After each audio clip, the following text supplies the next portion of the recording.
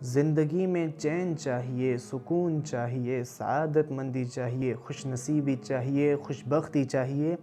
اللہ کے رسول کے بات کو غور سے سنیے، اللہ کے رسول کی بات کو غور سے سنیے۔ پوچھا گیا کہ اے اللہ کے رسول، نجات کس میں ہے؟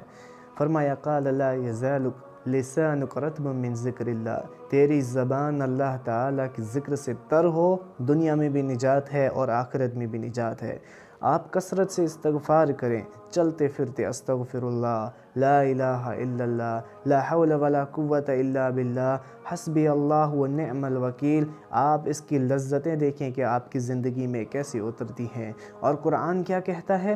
فَقُلْتُ اسْتَغْفِرُوا رَبَّكُمْ إِنَّهُ كَانَ غَفَّارًا يُرْسِلِ السَّمَاءَ عَلَيْكُمْ مِدْرَارًا وَيُمْدِدْكُمْ بِأَمْوَالٍ وَبَنِينَ وَيَجْعَلْ لَكُمْ جَنَّاتٍ وَيَجْعَلْ لَكُمْ أَنْهَارًا مَا لَكُمْ لَا تَرْجُونَ لِلَّهِ وَقَارًا۔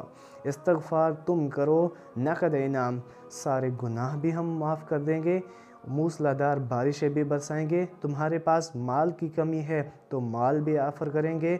اگر تمہارے پاس اولاد نہیں ہے تو تمہیں اللہ تعالیٰ صاحب اولاد بنائے گا۔ تم استغفار کرو، اللہ تعالیٰ تمہیں باغاتوں کا ہی مالک بنا دے گا۔